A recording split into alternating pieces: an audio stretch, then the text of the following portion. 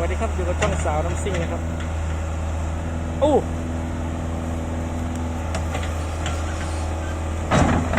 อันนี้นะครับรุ่นหม้อของข้าวจะ135นะครับโกเบโก้ยางขึ้นไปเวิร์ดนอกกว่านี้เนาะ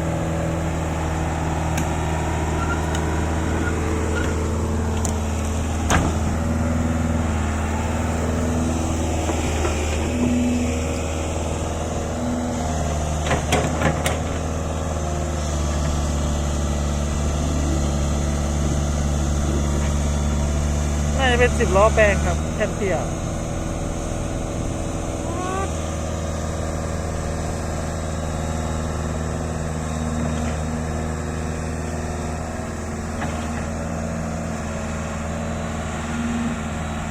รุ่นนี้ดีนะครับมันกระทัดรัดคล่องตัวสูงแต่นี่ข้อเสียคือว่าช่างซ่อมเขาไม่ชอบครับเพราะว่ามันจับมันลื้อยากเพราะว่าเนื้อที่มันกระชั้นชิดเกินช่างบางคนถามนะครับว่าแมคโครรุ่นอะไรถ้าเป็นรุ่นหม้อหุงข้าวนี่จบเลยครับเขาบอกเขาไม่อยากมาเขาไม่อยากซ่อมมันร้อนแล้วก็การถอดแต่ละตัวนี่ลำบากเหมือนกันครับ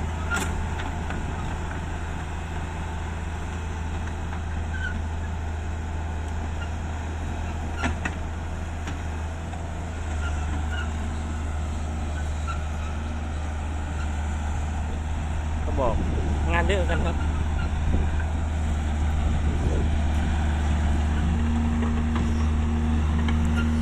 อันนี้เดี๋ยวนะยังไม่รู้ชื่อทีมงานนะครับแต่รถเสียฮิงครับเสียฮิงมาวิ่งที่นี่ครับเสียฮิง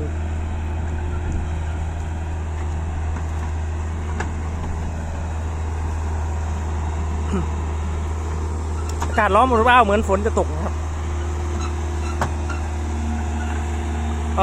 แมคโครเพิ่งไปเคลียร์ลิงที่ลงมาครับไปขุดตอมานี่ครับแต่ผมว่าให้ผมเดาก็คือว่าน่าจะขุดฟรีครับเพราะว่าเราต้องการจะไปเทดินในพื้นที่ของเขาอ่ะบางทีอะไรเราก็ต้องยอมนะครับของฟรีนะครับ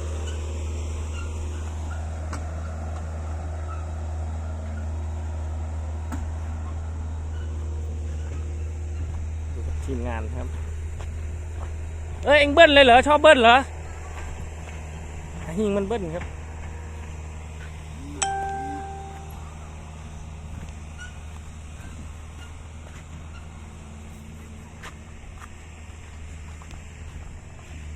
วันนี้น่าจะเป็นสายล่องครับสายล่องสายเหนือ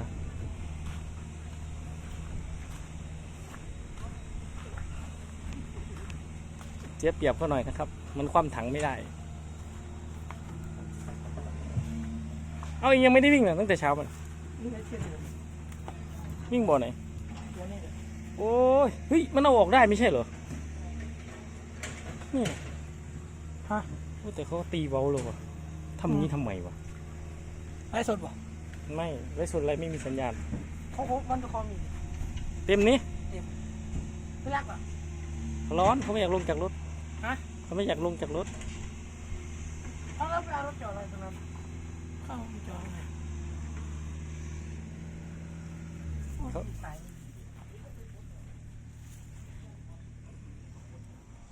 เปลี่ยนถังไหมเปลี่ยนให้อยู่ที่ขายให้ 2,000เอาไหม150 ลิตรพี่ซื้อมาพี่ไม่ได้ใส่นั่นเลย150 ลิตรนี่สะใจเลยนะไปเจองานใหญ่ๆนี่ได้สต็อกน้ำมันเลยนะได้สต็อกน้ำมันนี่สะใจเลยนะให้เล็กๆนี้เดี๋ยวก็หมด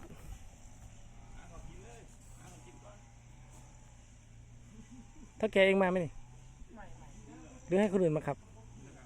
ให้คนอื่นมาขับเลยไม่คันเหลืองเอา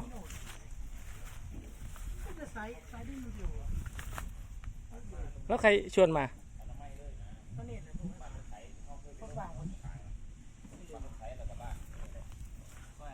เองเห็นที่เทยัง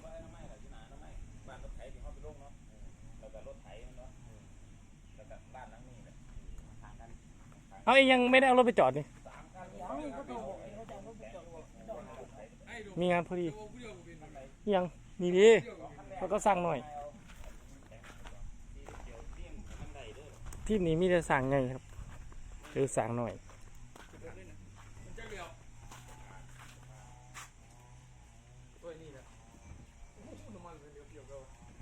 อื่นแต่เบิ่งเด้อบอกว่ามือนี้ว่าเป็นยังหรอกมึงอื่นแต่เบิ่งมีคนถามเด้ไอ้เชื้อแรกคนแรกอื่นมีคนถามเอาเด้เอาลงมา ทีมงานรถหล่อครับไม่เบิ้งรถคันนี้ถึกเลขไหมครับเนี่ยยังกำลังแตกวะนี่ เขาถ่ายไว้เลย ฮะ เขาถ่ายไว้เลยอันนั้นเสียนวังเสาร์นี่เสียนวังหัน พอดีเลยเบาๆ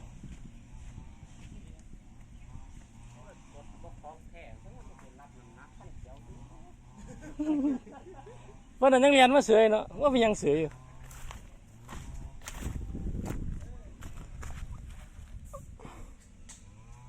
โอ้เบิ่งเอา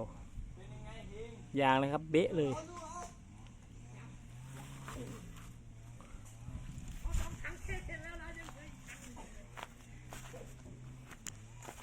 เองต้องมาตั้งแต่ตี 5มาเติมน้ำมันรอ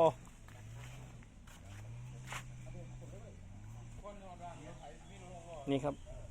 ขวาก็แตกซ้ายก็แตกครับถึกเลขครับยางโยโกครับมันครับเทเลอร์คันนี้ครับมือนี้ขุดดินหาค่ายางมันครับมือนี้เจ้าอย่าว่ามวนเด้อมือนี้มีไมโครเห็นไหมเนี่ยขุดดินเบิดมือสิได้ว่ายาง40ลำบากคือกันเนี่ยครับเนี่ย คิดดีว่าแลนคิดดี เดี๋ยวสิเอามานำจะนี่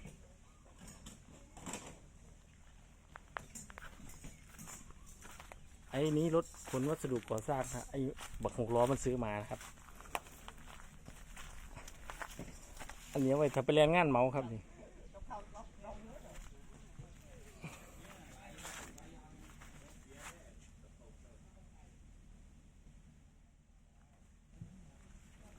เดี๋ยวรอพักเที่ยงครับเดี๋ยวจะทำการแสดงช่วงบ่าย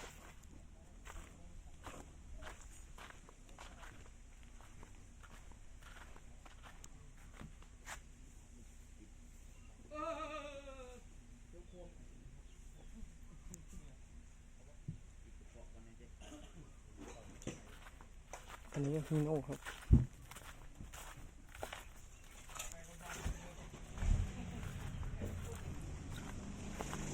เขาจนกินข้าวแล้วครับไอ้หิงมันยังเติมน้ำมันยังไม่เสร็จปากถังมันเล็กครับต้องใช้สายยางดูด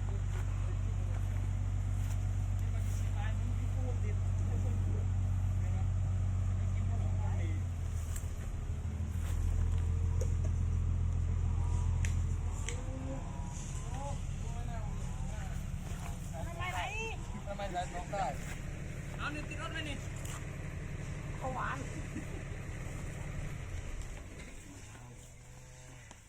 เฮ้ยคันนั้นวางเครื่อง195หรือเปล่าเสียงเหมือนเลย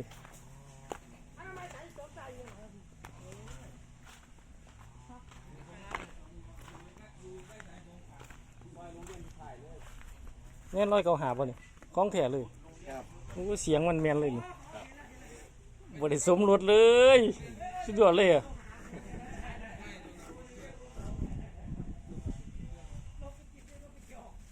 เกียร์ล็อกง่ายสมบัตินี่เฮ้ยนี่เอาเงินอย่างเดียวครับไม่ต้องไปห่วงหน้าตามันค่าเที่ยวซ้ำกันโอ้หัวไดหน้าครับวางเครื่องล็อก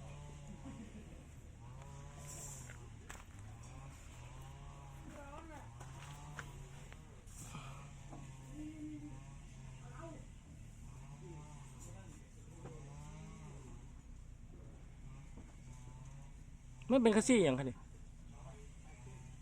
จักผมก็รู้รถตะแกรงเขา ตี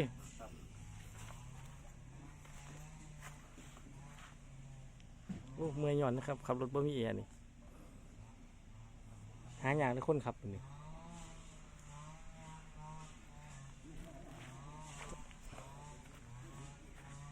ถตระกูลกงครับ เดี๋ยวรอพักเที่ยงรอเขากินข้าวก่อนนะครับ เดี๋ยวฝากไลค์ฝากแชร์ฝากติดตามด้วยครับ สวัสดีครับ